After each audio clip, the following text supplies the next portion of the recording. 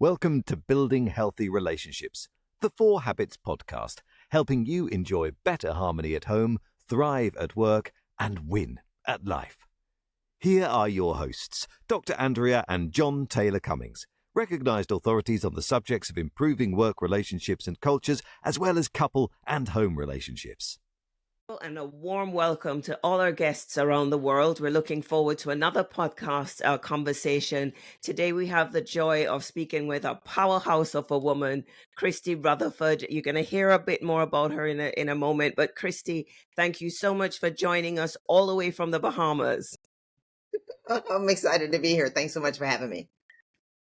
Our pleasure, our pleasure. We're going to do the usual and give you your proper introduction so people know that, like I said, the powerhouse that we have in the house today. So let me do that bit then.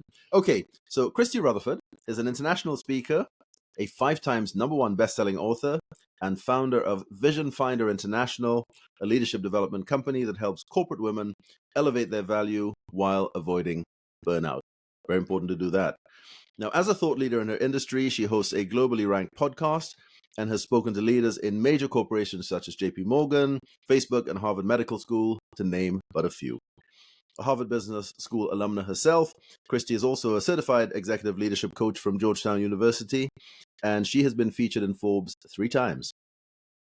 Now, this is an interesting stat. She's the 13th African-American woman to achieve the rank of commander, which is the equivalent of lieutenant colonel or lieutenant colonel, I think we say over here. In the UK, yeah. That's in the US Coast Guard's 230-year history, where her demographic was 0.1%. And before the call, she put that in context for us. That was 50 black women officers out of 47,000. Now, that's some statistic right there. I mean, there's 0.1%. So many different directions we could take this conversation and your experience, right, and that's definitely one of them. Yeah. But just to finish it off, since 2020, so in the last 4 years and a bit, Christy has coached hundreds of leaders and generated, when they did the stats, $15 million in salary raises for women. Quite an achievement, quite an accomplishment. What a kind of launch pad for the conversation. So much that I love the line there about, professional women achieving amazing things in their careers without burnout. If ever there is a topic for conversation, Absolutely. It's that. But before we launch into that, Christy, it'd be great to get a little bit of the background, a little bit of your story and what's driving the passion that you have for the amazing work you're doing now. Well, thanks so much for having me, Jonathan and Andrea. Thanks for that introduction, Jonathan. That's my short bio. If you read the full bio, you would still be talking. We'll be here. The podcast would be over. It's been an hour. Love it. I can imagine.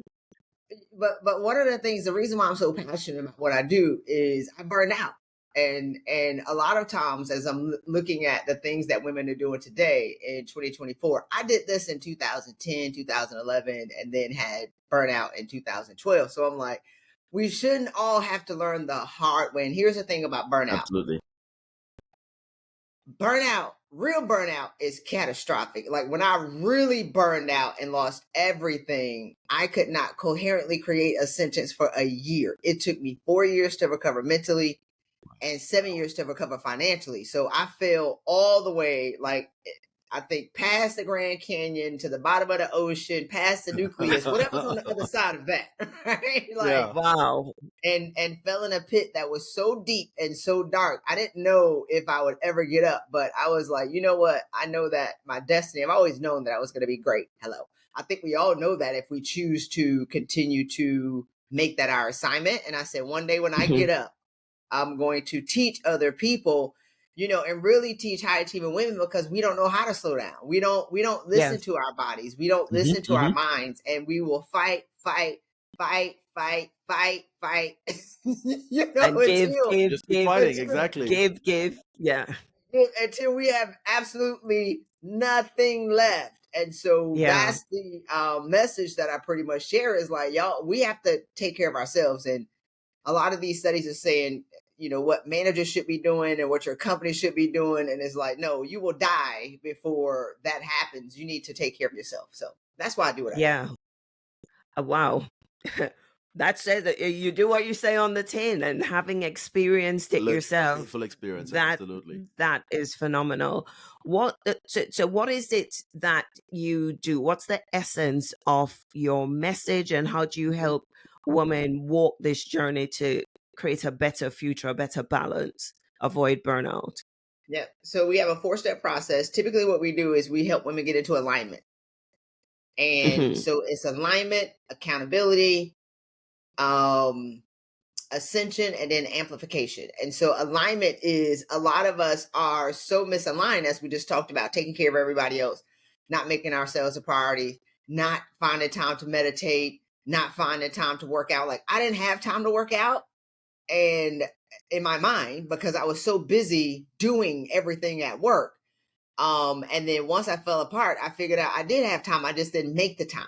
And, Yeah. wanting somebody else to give us permission for that. So in alignment is like taking accountability for where you are, owning where you are, and then now taking responsibility for it and doing things to change that. And then comes the accountability piece. High achieving women, we hold everybody else accountable for what we want them to do or the goals that we set for them, because we're typically coaches and mentors, but we don't have anybody else. We don't have anybody in our lives that holds us accountable. Nobody is, when I think about Superman or Black Panther, and Superman I think about is Christopher Reeves. But who do the Me too. superheroes call when they're in trouble? Yeah, who do superheroes call when they're in trouble? Like, if a superhero gets in Yeah. trouble, it ends with them. And so a lot of the women that I mentor and coach, we're the superheroes. We're the ones for our families and our jobs and our communities. And we hold everybody else to tight standards, but we have nobody holding that for, holding the line for ourselves. And so the accountability piece is making sure that you're going to do what you say you're going to do. And I'll say this and I'll pause, but I remember speaking to the women at Harvard Medical School, and I was like, all right, there are 3 things that I want you to do if you want to change your life, because they're all, it's a typical: overworked, underpaid, burning out, tired, exhausted, but won't do anything. And I said, okay, work out 3 times a week for 30 minutes, meditate 3 times a week for 5 minutes, and get 8 hours of sleep 3 hours a week. 3 times a week. You would have thought I said, go sacrifice a baby goat and go throw the blood on somebody, right? Like, they went crazy. This is baseline standard self-care. And Yeah. they just thought that was impossible. So that's what we do. You know what? Please say that again, because just that, if people took nothing away from this Yeah. podcast, just that could literally save and change lives. Go. Well, yeah. Well, I'll say why, and then I'll say it again. Why? Because Yeah. just my clients doing this and getting into alignment and awareness of who they are by taking care of their bodies, and then your mental health follows that. That's how we've done the $15 million in salary raises. We've saved 25 marriages. We've stopped 12 women from dying and having nervous breakdown. We've gotten 25, 30 women off of high blood pressure, diabetes, lupus, arthritis, fibroids, all of these medications, endometriosis, all these things. Is because we're not taking care of ourselves. And these are just the baseline things. So work out 3 times a week for 30 minutes. Meditate 5 minutes. It's 5 minutes. I breathed for 2 minutes before we started this, which is why I'm loud and excited. But meditate 5 minutes 3 times a week and get some sleep. 8 hours of sleep 3 times a week. It will save your life. It will save your marriage. It will save your relationships. It will, make you more present with yourself first. And then you can be present with your kids and not feel guilty about that. And it'll stop you from popping off at people at work, and they will promote you once you start taking care of yourself. 100%. Go on. Well, I was going to say, I keep jumping in. It sounds great. No, it sounds like it's very, it's exactly what the message people need to be hearing. But I guess the pushback some people will say is, the world is moving too fast for me to be taking that kind of time out, to be working out like that, to be taking that time to meditate, to be taking the time to sleep. There's an organization we were talking to recently, and the guy we're talking to there, one of the seniors I won't mention, but he was saying in their organization, the culture is very driven at the moment. They are trying to, they're not even playing catch up. They're trying to lead and dominate the global market that they're in. But they are working what they call the 997 policy, which is 9 a.m. to 9 p.m., 7 days a week, and they are just No. going for it. Now, it's not sustainable, but that's what they're doing. And I guess anybody who wants to get ahead is feeling the pressure to say, I need to be doing some of this stuff. How do people find that time, or what do they need to do to carve out that time for themselves to say, you know what, I need to do the, as you're saying, the what is it, Just three times a week. 3 times Yeah. a week, Exercise, meditate, and sleep. Yeah. Well, I think that, you know, one, that's not sustainable. Yeah. And it's almost like driving a car doing 120 miles an hour and you just drive into a brick wall. One day you're going to hit the brick wall. I did it. Yeah. Right. Yeah. Like, Yeah. and I did that for 15 years. I never stopped. I didn't have time and I never slowed down because I was always on to the next thing. And so when I think about, you know, the mindset that is sustainable, this is why people are cracking up, and you're not even that productive anyway. So, That's you know, right. getting into the Pareto principle, where 20% of the things you do give you 80% of the results. 80% of the things that you do give you 20% of the result. So you're spending your time and burning your energy in the 80% of things to get the 20% of the results, and you never move the needle forward. So a part of that is figuring out, what are these key things that I do that are moving the needle forward? And then I'm going to delegate the rest of the stuff. And so 100%. one is not sustainable. Two, you know, I do talk like this, but y'all invited me. Shame on you for neglecting your family and your kids. Yep. It's gonna, you know, you're neglecting yourself. You have nothing left to give anybody, and not even yourself, for a job, right? Like for me, jobs are opportunities for a company to extract my intellectual property and pay me my value for it. So, you know, getting caught up in the hustle culture for what? Like that adrenaline after a while is like, you know, you being sick. I don't want people to learn the hard way that they could have had a different decision. And so 70% of my clients will leave their jobs, but a lot of my clients create this stuff in their mind of like what the expectations are. But you can't be mad that people won't respect the boundary that you never set. So you can be like, no, I'm taking a break between this time and this time. I'm going home 3 times a week or 1 time a week on time to spend time with my family, because, you know, these are the things that are important to me. And if you don't have anything that's important to you besides the validation from your job, that's the first point of why you're in trouble. That's the root cause of why you're in trouble, is that you've wrapped your identity around your success and your achievement in your job. And that becomes normal, and you laugh until you fall apart and almost die. And then that's not funny anymore. Yeah. And you know, I think COVID helped to kind of cement this understanding in people's minds, and the expectation of what they want out of life, what they want out of a job is shifting. But I think there's a real fear that some people have around, if they set these boundaries too strongly, or if they talk about the personal stuff that they need to attend to in a professional context, that conversation is still difficult for some people, even if they want to. How would you advise people to firstly identify what's a priority for them, and then to bring up that conversation? I know we started talking about this, so I want to hear you say it for the podcast guests. Yeah, well, a part of it is drawing the boundary. They don't have to know what you're doing. Okay, the sun is, did I see my light change? The sun just, I think a big cloud just came on the sun. I like the natural light. Let me get my light right. See, we're live and in living color right here. Okay, great. We can still see you great. We're behind a huge cloud. My lighting was perfect. You know, but a part of it is, and I have one of my clients she was from Sweden, and she worked with Unilever in Singapore, international team. I mean, the vitamins, Ollie and Smarty Pants, that merger with, or Unilever buying them, that was her.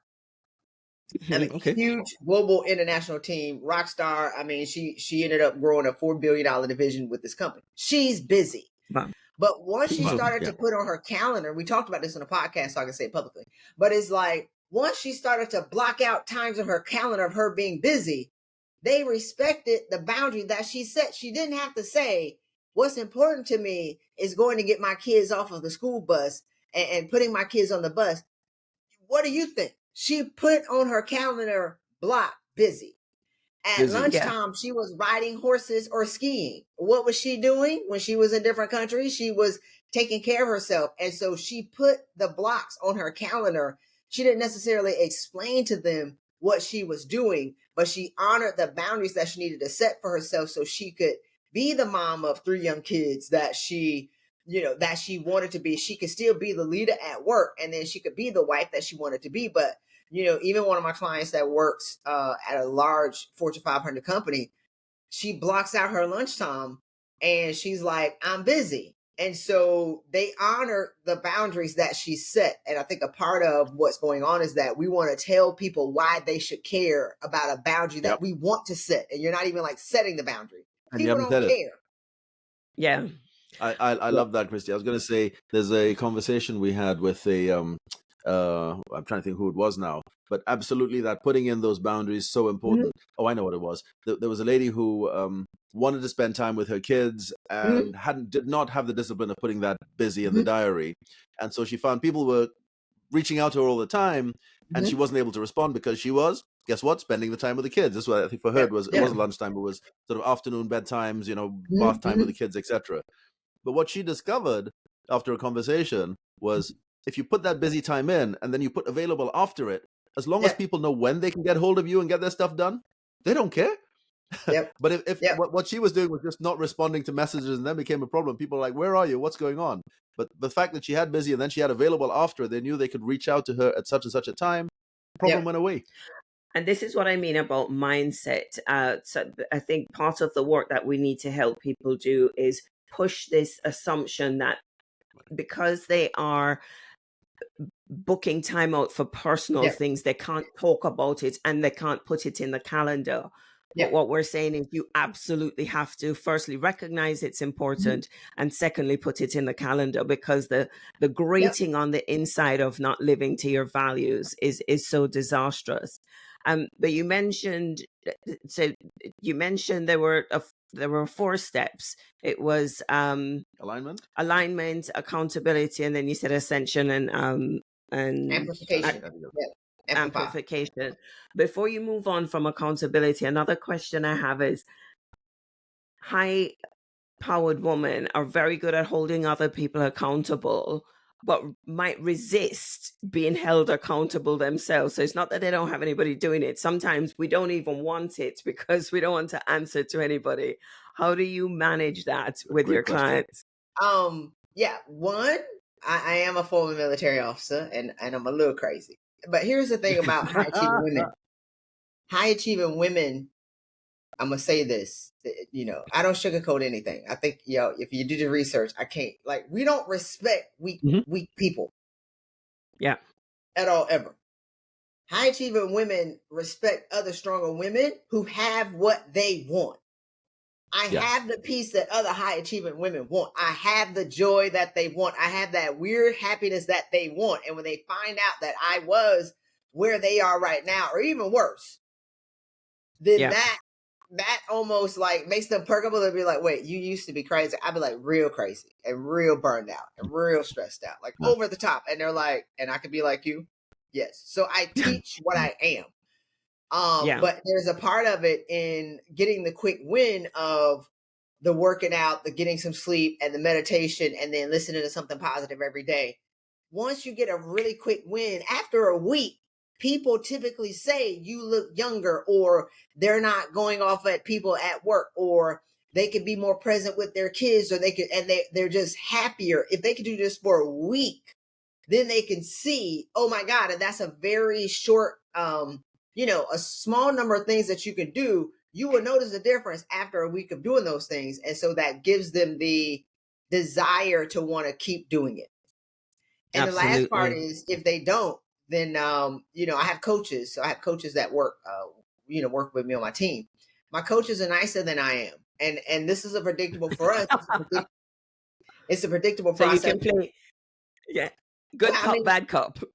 Yeah, well, it's, after, and I check in with the women regularly, because for us, it's a predictable process of freedom. I know what you should look like in week 3. I know what you should talk like. So I'm not necessarily looking at or listening to anything that's coming out of your mouth. I'm looking at the state of your beingness. I'm listening to the things that you're saying. And I know that in week 6, if you're not free because you're having a certain conversation, then I know you haven't done something. I call it it's Christy's recipe. There are 1,000 ways to make a chocolate cake.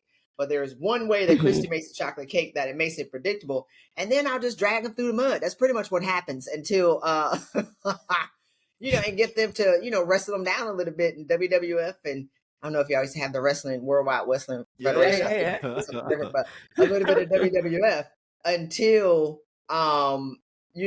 they get the result, until they do it. And then they're like, oh, now I know why. And one of my clients is funny because she wanted to take a month off to travel because she was traveling around the world. And so I sent one of our client specialists to talk to her. Like 3 people talked to her. She was like, no, I told Christy before I joined, I wanted to take a month off. I thought she would change her mind. And so I came on the call and talked to her. And because I'm like, you're in the middle of the process and you're trying to figure out how you're going to make it work. This process is designed for busy women who don't have time. And once she didn't take the time off and she got her breakthrough, she said, thank you so much for not allowing me to self-sabotage. She didn't know what she was doing. So a part of that is also the trust that we're going to get you to what you invested in. If you invest your time and you trust us, like this is what we do. Nobody does it better. And she was so relieved, like, oh my God, I can't believe it. She's so now weirdly happy, which is what we do. Have women who are super aggressive or whatever is going on in their life, weirdly walk down the street smiling at everybody but that was her process. And so it's also the trust that an expert is going to guide you where we know that you can be, even if you can't believe it for yourself. If you trust the process and hold the vision, then you can become what we envision for you, which is greater than you can ever imagine. Yeah. Amazing. And it's results. It's focusing on this is where we will get you, that people will buy into that. I'm intrigued though, Christy. At what stage do women come to you at? Because people are on this journey. Nobody wants to go on this journey unless or sometimes they don't want to go on this journey unless they feel they need to go on this journey. Yeah. I'm working. I'm enjoying my work. Why do I need to take my foot off the gas? Kind of mindset. Do the people who come to you, are they already burned out, or are they close to burnout? They can see it on the horizon. It's coming at them pretty quickly. What stage do people come to you at, and how does that piece work? Well, it depends. So it's the 3 stages. It's the people who, so let me back up. There are 2 reasons that people change: through inspiration or desperation. Most high achievers wait till we're desperate before we do anything. And so absolutely, that was the question. Yep. Very few women, but we do have some women who would listen to, the things that I say and they feel like they're stuck and they can't get ahead. And then they're like, all right, fine. This is after probably 6 months to a year of listening to me. They'd be like, fine, Christy, it's me. There's something I need to let go of in order for me to get to the next level, because they're overqualified, overworked, and they can't figure out what they need to do to break through to get to the next level. So that's some of our women. Some of our women are at the edge of burnout. And so I will say things to them, like they all have a nickname. And that's typically could be offensive depending on how you want to do it. But I told one of my clients, actually, she was burning out. And I said, you're like that cigarette. I call her one puff. I said, like the cigarette that's hanging out your uncle's mouth when he's talking and it's going to the side. And I call her one puff. I said, you got one puff left. Or one of my clients, I said, you're going to have a stroke in a month. She was like, what? So a lot of women know that when I was burning out, I knew it. I just didn't know how to change. Right. Or one of my clients, I call her a wet match. I said, you used to be on fire for life. Somebody wetted that up. So now we got to dry the match and then light you so you can be passionate, because she called herself an introvert, but she was playing small and she was so passive, but she had this burning passion. She used to have it and life just put her flame out and then wet the match. So once you start to get that and understand it, so we have those women. And then I have some women who fell to the bottom of the ocean and don't know how they're going to get up. And so one of my clients actually recently, she was on anti-anxiety medication, antidepressant medication. She was going to die. I said, you're going to die. 6 kids, you're going to die in 2 months if you don't do something different. And now she's so happy and, flourishing and doing all these other kind of things. So it depends, but we get the mix. But most, the women that we do attract are high achievers who we've been running for 35, 40 years. We started proving people wrong long before we got the job. And so it's that point of, At what point do you want to change? Some women get fired before they change. Some women know that they're about to be fired, or some women take medical leave and be like, I'm depressed. I'm like, you're not depressed. And so now let's get you into alignment with who you're meant to Yeah. be and who you want to be, and then go do that. So we've had clients take 2 months off and get promoted while they're off in the same Wow. job. It's amazing. So That's amazing. And so let's go on to the other two A's that you mentioned, and then there's some other questions that I have. But We've I got want to loads of make sure. questions. We could be here all day. I know we keep going venturing off from the 4-step process. So what are the other two A's? So Ascension is when you start to get promoted. 70% of my clients don't leave their jobs. They think that their job is the problem. They think that their boss is the problem. They think that, woe is me, there are no opportunities here. But Ascension is once you start to come into alignment with who you are, once you remember how great you already are, once you take credit for the things that you've done in life, and you're not necessarily seeking the next thing, but you're taking accountability for who you are. Once you see yourself differently, the people at your job will see you differently. So Ascension comes in. A lot of my clients get promoted, or they be like, all right, well, I've stayed here 10 years too long. Let me now go apply for this opportunity. And they get it, because what distinguishes women in the market right now is a peaceful woman who knows who she is, who asks for what she wants, and she's calm, she's peaceful, she's harmonious with herself first. They fling the doors open and roll out the red carpets for my clients. So we've doubled 25 women's salaries. We've tripled 13. We've gotten 7 women 7-figure packages, all since 2020, which is since COVID and some of the toughest economic times, let everybody else tell it, in the job market. Like, we're killing the game over here, because once a woman knows who she is and she sits there, she's like, this is what I want. This is what I expect. This is who I am. This is what I can do for you. And she can communicate with peace. Oh, baby. Oh, God. Let's bring her in. So they want women on their teams. They want senior women on their teams. They don't want an imposter on their team, and they don't want an aggressive woman on their team, and they don't want a passive woman on their team. Yeah, That's where and that Ascension is, comes in. gosh, you've picked up on so many important themes there, because this push to or this mindset where you feel like you need to be very macho and very masculine to be heard in the corporate world always backfires for women. This idea of managing your own career progression and not waiting on bosses to recognize you and promote you is another theme to pull out. And the conversation about money, where they're always asking, what was your last salary on? Is like, no, it's not that. What's the job? And here's what I'm going to bring, and this is what it's worth.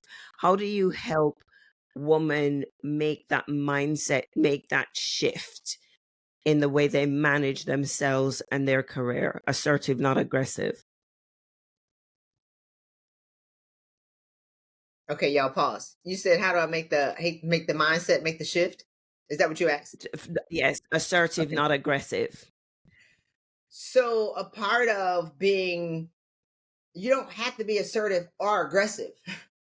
That's the thing that women are like, how can I be assertive and aggressive? Your assertiveness is aggressiveness, because you're bringing it and you're doing it from a place of exhaustion and brokenness and victimhood and everybody's doing me wrong and being frustrated and being resentful. So it's about taking accountability, which I talked about in the beginning of, you are angry.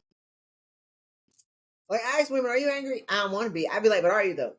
I don't want to be, but are you though? Like, let's get to the truth. Let's tell the truth about where you are. Well, why are you angry? I'd be like, all right, fine. You want to answer that question? Are you resentful? Well, I'm not sure. Have you been overlooked? Yes. Are you overworked? Yes. How long? Are you underpaid? Yes. How long has it been? It's been 5 years. Do you want to punch some people at work? Yes. Oh, okay. So you are angry. They'd be like, well, I guess I am. Yes. So Yeah. So let's go around.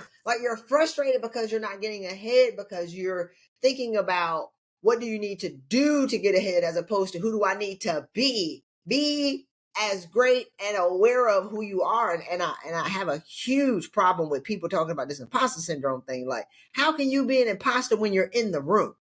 When did you become an imposter? You became an imposter when you got your seat at the table that you fought and you bled for. Like, what are y'all talking about? Let me get off that. Y'all see me getting loud, but a part of the assertive and the aggressiveness is you speaking in a way, understanding that you don't have to fight anymore. And a lot of the battles that women have, powerful women especially, are the internal battles. And so your internal battles and the conversation that you're having with yourself of you're not good enough or you're better or you're this, that, or whatever, it externalizes in your speech. Once you become at peace with who you are by taking care of yourself and getting some sleep, you don't have to fight anymore. And so that fight goes down and then you can just express yourself in a way that's natural to you because you are a powerful woman. You don't have to be assertive or aggressive. You just need to be who you are and people will listen. And I have clients that when they start talking, people be like, thank God. Like, that's why they hired you. Thank God this lady is finally talking. I wanted to pick up exactly on that point, and even going back a little bit to what you said earlier. Those sound like the kind of women we all want to have around us, leading our businesses, have around us in our homes. I mean, I'm listening to that, saying, what have you seen there? The women that you've worked with, how have you seen things play out? I mean, this is a relationships podcast we're doing here. How have you seen that play out in terms of relationships at home? I know you'd said a number of the women have saved their marriages as a result of the work that they've had. They've transformed as people. What can you share in that space? Clearly, it's once we get into relationships and marriages and so on, it can be tricky. But what can you share there that might encourage other women on this journey? It's not that tricky. It's the thing about it though is trying to compartmentalize a woman into these different segments of leader and boss and manager and wife and mom and daughter and friend and community. We're all one woman. So I focus on the woman of telling the truth about where she is. And so a part of the relationship piece, once a woman starts taking care of herself, a lot of women are boss women and they come home and they bully their husbands because they're bully at work. So you come home and you try to drive your house and run your household like you run your job. So there is no work self.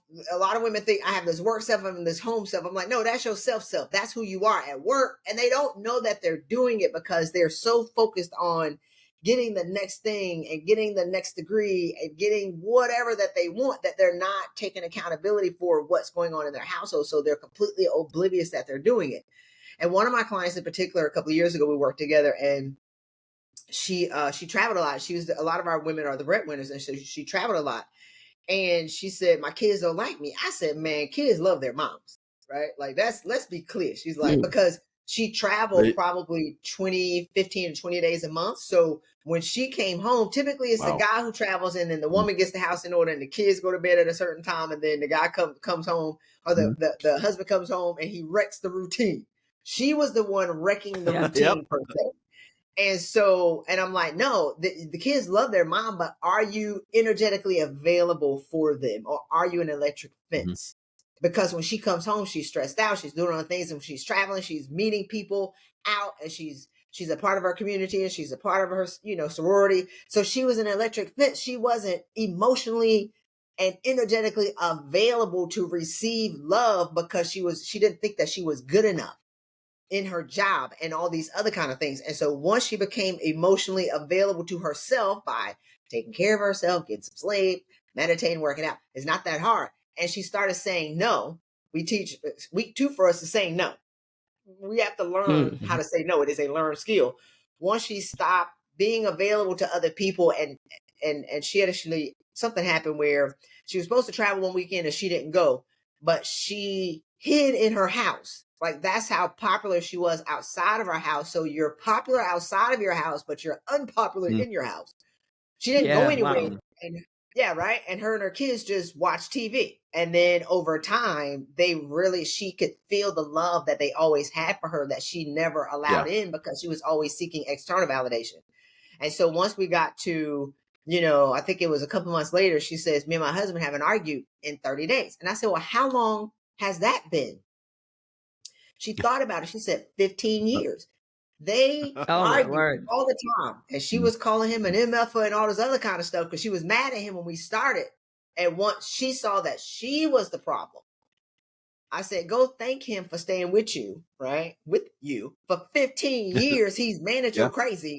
And now, they travel as a family and they're doing these things and, they love each other. And that was a marriage that was saved as well, is because she wasn't available for her house, but she was available for everybody outside of her house. And now she can be at home for a week and do absolutely nothing. They go on family vacations and family trips. So you can see that they love each other. Now, then she started complaining that her husband was all over her.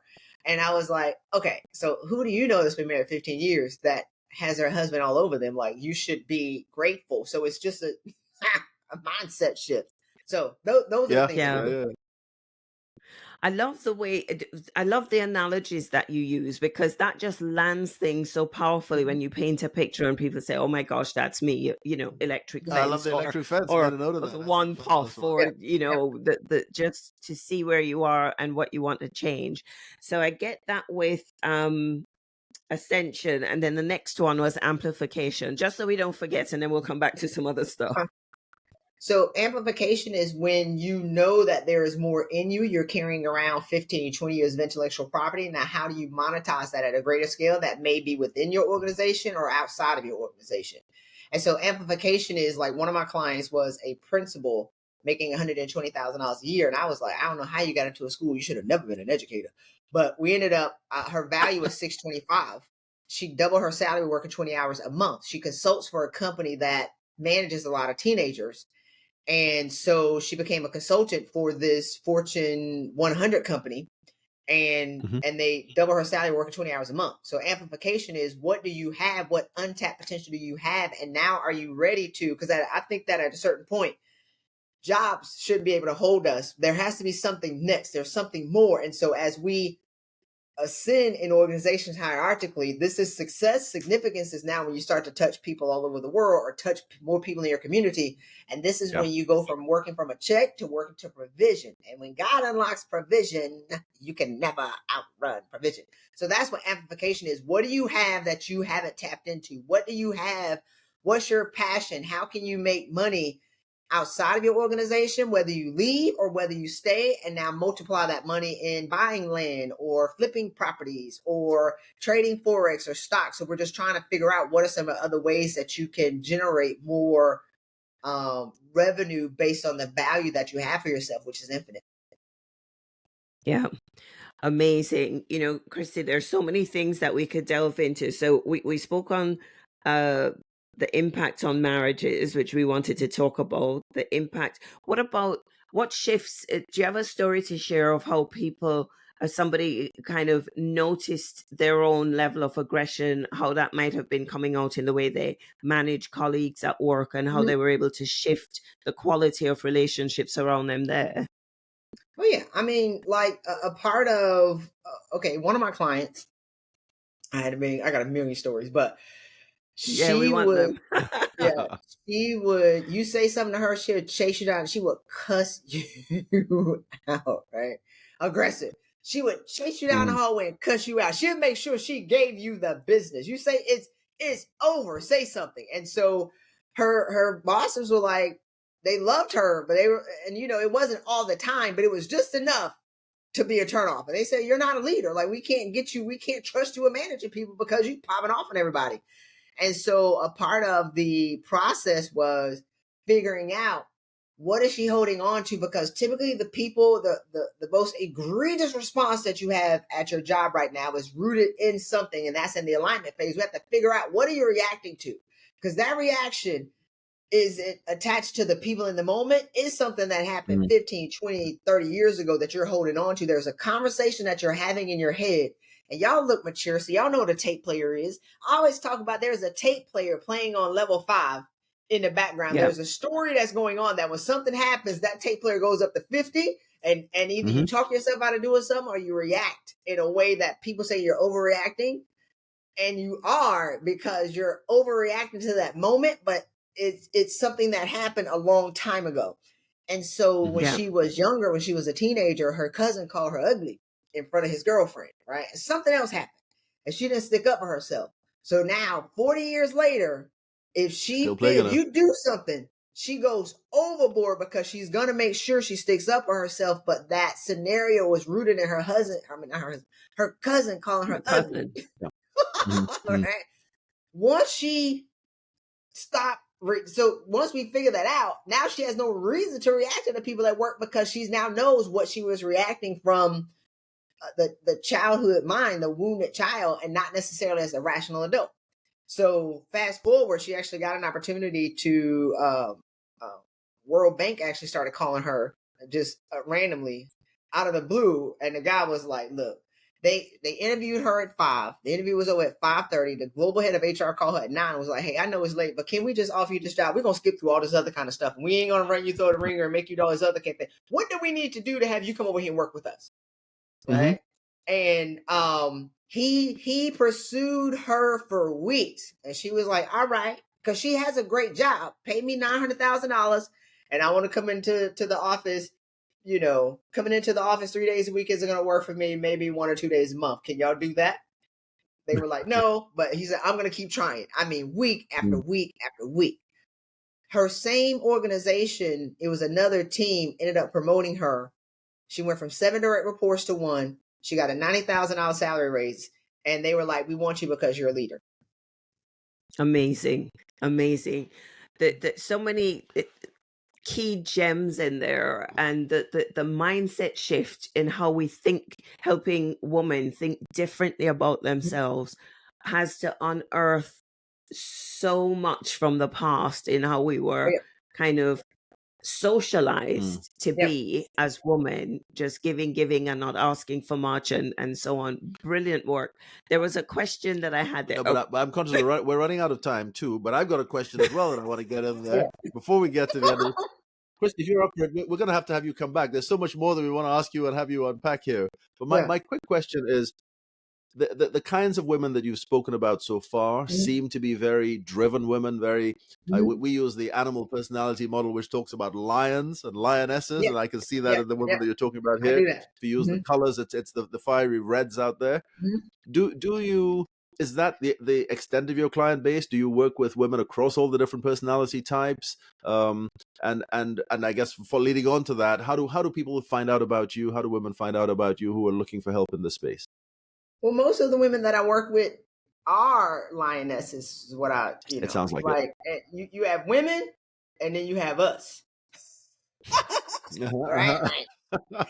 And so, and I say that as not as being offensive, but it's like, we're the women. A lot of high achieving women have gone through something. A lot of high achieving women, as Andrea talked about, have some stuff in the past that we continue to run away from. And at a certain point, we have to be able to reconcile the books on that. Like, we're high achieving for a reason. We're strong for a reason. It's something that happened that we tried to bury and that we tried to forget. Like, I have women who can remember their childhoods before they were 9. And I'm like, okay, well, that's the problem why you're showing up today, not aware of who you are, because you're hiding something. And at a certain point, our drive is driven behind pain. Our drive is driven behind proving somebody wrong, or somebody says something that we couldn't do, or there was a childhood where you didn't have any money, or your family didn't have any money, so you grew up and didn't have these things, or moms who were abused by their dads and they're like, I'm never going to be like my mama. So they swing the pendulum and go to the other side of just being a different type of crazy, is what I call it.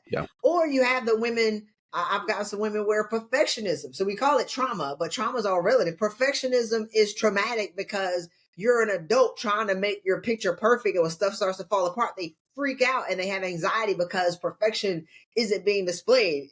At 45, if you've been running for the past 120 years.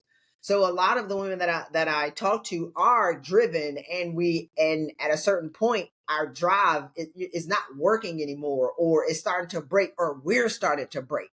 And so a part of it is, I want to get to the next level, but how do I do that without dying? And I know I'm dying, but how do I stop long enough? And what do I need to change? Because a part of what our greatest and worst fear is, we want to slow down, but we don't want to lose momentum. Because we have the next thing that we want to do. So, can you teach me how to speed up and not die and let some of the stuff go? And we're masters at compartmentalization. We don't unpack anything. We're running around with a bunch of, when I think about airplanes have a weight that they can't take off with, we're still trying to take off and get to the next level, dragging all the bags for 30 years and the collective experiences. And so a lot of my women are driven. But I do have some women who they feel it inherently that they are driven, but life has mopped the floor with them. And so one of my clients was crying, and she was like, I don't belong on a call with these women, because we do group coaching, 7 women in a group. because once you see that a woman in Switzerland has the same story as the woman in Thailand, as the woman in UK, the black woman from Jamaica, the black woman from Nigeria, the African American woman from the US, and a Latina from Ecuador, y'all are the same woman, they'd be like, my God, I thought I was by myself. And so one of my clients was in the room. She's like, I don't belong with these women. And she's crying. I said, no, I know what a lioness is when I see one. The world has trained you, or your mama has trained you to be a sheep. You are not a sheep. And once she awakened to who she was, which is game over after that. And that's what's so exciting about what you're doing, that you're waking women up to who they are, but allowing them to find peace and harmony in their approach rather than aggression. And that is just so powerful and so necessary. As John said, you know, we're conscious of time, but there's so much more that we'd love to discuss. If ever there's a conversation for the hour now, it's this one. In this world of burnout at the moment, I love that line you had. You said we all want to slow down, but we don't want to lose momentum. We don't want to lose momentum. How do we do that? How do we have our cake and eat it at the same time? That's so key. So that's the question. How do people find you, Christy? How can they contact you? I'm guessing after this, you're going to get many more calls of people saying, okay, you described me on the call and I'd love to figure out how I can do this better and find me again. And that's what it's about, you know, finding ourselves in the middle of all the doings, finding our being. And I think a part of it is, Andrea, is that the world will tell us that other things will make us happy. And if you do this, or we adjust to make other people happy, and then we adjust to make our bosses happy. We do things to make our family happy. I'm just getting women into alignment with the law of their beingness. This is who I am. Executive presence training teaches you to be like somebody else. It's not who you are. Yeah, exactly. I'm helping you relax into the woman that God created, perfectly made, a little bit crazy, but in that way, like, you are who you are. So let's remember who you are, take accountability for that. And from that place of awareness, doors will open for you. And that's the problem, is that we're trying to be like everybody else, or we're chasing other people's definition of success, or whatever people have drawn out in society of, if you have these things, then you'll be happy. And then the women are miserable because it's not what they wanted, it's what they were told that will make them happy, as opposed to getting clear on, this is who I want to be, this is who I am. And take it or leave it. I mean, y'all, we've been talking for an hour because I'm a lot, like I tell people. And so trying to pretend to be anybody other than who I am is when I started to get in trouble at work, because I was in the military. So they'd be like, Christy, you know, you need to give people stuff in like some wrapping paper or something. You give people in a brown paper bag, because I'm very direct. I've always been direct. Like, I don't sugarcoat anything. And so the more, and in fact, you just forget the bag altogether. Just give them the thing. Yeah. No wrapping paper, no bag, nothing. Just give them the thing. Here go this Budweiser can with the sweat on it. But how can you exactly. You can go to my website. As we wrap, Christy, I was just gonna say, as we wrap, how do people find you? What I mean, we can put some stuff in the show notes, but if just to speak it out there, how can people find you to get support in this area? Connect with me on LinkedIn, follow me on Instagram. You can go to my website, ChristyRutherford.com, figure out all the things that we have going on. And you can also get my gift at no cost. Free gives me the heebie-jeebies. But at no cost, you can get the pay gap calculator, which is basically, you're going to be able to look at how your pay compares to that of the market and see whether or not you're getting paid on par, you're severely underpaid, or are you overpaid. So that's the paygapcalculator.com. Love it. That's Something perfect, really practical. So will you come back and speak to us another time, Christy? Definitely. We'd love to have you back. This is fun. Thank you so much. I think we'll definitely have to arrange that. Yeah. I think, yes, we're going to think about the focus of the next one, because there's so many different directions you could go in, but you've given us all a lot of food for thought and given us permission to just be ourselves, and what a huge relief that is just on its own. So the 3 things, 3 times a week, 30 minutes exercise 3 times a week, 5 minutes meditation 3 times a week, and 8 hours sleep at least 3 times so it hasn't got to be 20, not 7 days a week. Just focus, go for the 3. Go for the quick wins. Love it. Just the 3. Isn't it amazing how we don't have time to be healthy, but we have time to take off when we're sick. So let's do it the healthy way. Yes, Yeah. exactly. Exactly. Don't wait until life forces you to change. Life had to make me change for me to realize I had everything that I already needed. I just didn't slow down long enough to be able to take accountability for it. So Amazing. Christy, thank you so much for being our guest today. Uh, Continue to soak up some sun in the Bahamas for us. And we look forward to we look forward to the next time. definitely, Thank thanks so you. much for having me. I had a great time. Thanks, Jonathan and Andrew. Thank you. Wonderful. Bye Bye, bye. y'all. We hope you enjoyed that episode. And if you did, and you want to hear more, the best thing to do is subscribe. Then you'll never miss an episode. There's a new one every Friday. You can stay connected with us on social media at The 4 Habits for updates, behind-the-scenes content, and to participate in discussions related to the show. We always love to hear from you.